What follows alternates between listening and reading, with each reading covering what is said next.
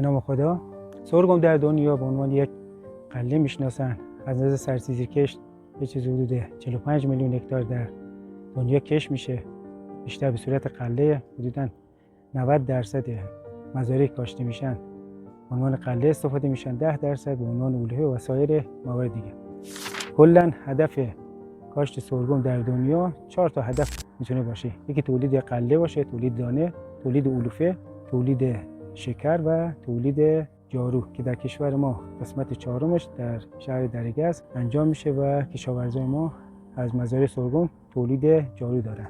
همونطور که گفتیم حدوداً 90% به عنوان غله استفاده میشه. باز در صنایع تبدیلی بیشتر استفاده میشه، مانند تهیه مالت، آبجو، الکل صنعتی، متانول و سایر موارد دیگه. منتها در کشور ما سرگم به عنوان یک علوفه شناخته شده تا یک غله.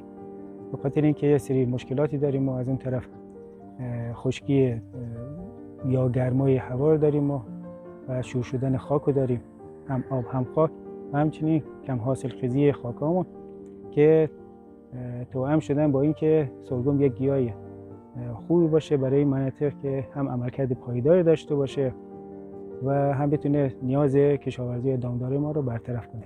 شرکت اصلاحگران آریابز از سال 1401 شروع فعالیت کرده. منتها فعالیت ما بررسی و تحقیق در مورد لاین ها از سالهای گذشته تقریبا در 12 سال قبل شروع شده. شرکت ما تولید بذر هیبرید سرگم رقم آریا رو معرفی کرده. ما تنها هیبریدی که داشتیم هیبرید اسپیدفی بود. از سال 1172 تکنولوژی یا دانش فنیش از کشور استرالیا خریداری شده، ولی هیبرید ما هیبرید تقریبا داخلی یا بومی شده کشور خودمون باشه. سرگم علوفه کلا چند تا چین داره، چند تا درو داره که در چین‌های مختلف باز همون 70-80 روز اگه مدیریت مزرعه داشته باشیم باز دوباره ما میتونیم عملکرد رو داشته باشیم. یعنی خوبیش اینه نسبت به ذرت اینه که ما میتونیم در یک فاصله زمانی کوتاه یا عملکرد قابل قبولی داشته باشیم، چه برای کشاورز صنعت مثلا کشاورزیمون، چه برای صنعت دامپروریمون.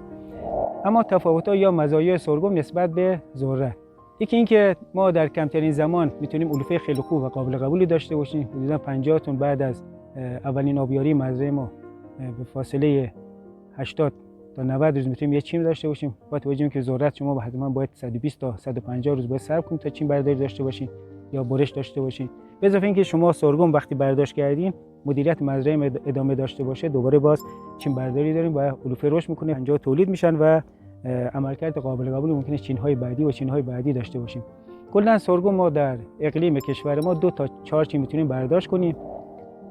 یکی دیگه از مزیت‌های سرگم نسبت به ذرت اینه که با توجه به اینکه حاصلخیزی خاکمون کم شده، یه چیز حدود از تقریبا 12 میلیون هکتار زمین‌های زراعی ما در کشورمون حدوداً نزدیک 5.5 میلیون هکتار حاصلخیزیشون از دست دادن یا آب و خاکمون شور شده، که در این شرایط ما میتونیم سرگم علوفه استفاده کنیم، به طوری که سرگم تا شوری 6000 کاهش عملکرد نداره. ولی ذرت این گونه اتفاق نمیفته. ذرت وقتی آب یا خاک شور بشه کاهش عملکرد خیلی شدید داره. از دیگر مزایاش میتونیم بگیم که ریشه‌های هر دو تا افشانه، منتها ریشه‌های سرگم در اون یک ماه اول حدوداً 1.5 تا 2 متر به داخل عمق خاک نفوذ کرده. در نتیجه از رطوبت‌های پایین زمین هم میتونن به راحتی استفاده کنن، ولی در ذرت ممکنه این اتفاق نیفته.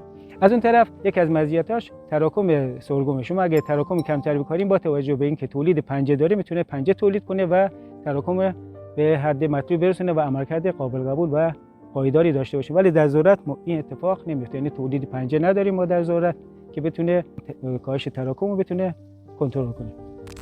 کشاورزان عزیز دقت داشته باشن، بهترین زمان برداشت سرگم زمانیه که پانیکولای ما یا خوشهای ما در غلاف باشن یا اینکه ظاهر شده باشن. بهترین زمان برداشت و بهترین کیفیت علوفه در همین زمان باشه، چون هم ساقه‌های پایینی سبزن، اگه دقت کنید سبزن و برگا خوش نشدن، شروع به خوش شدن کردن.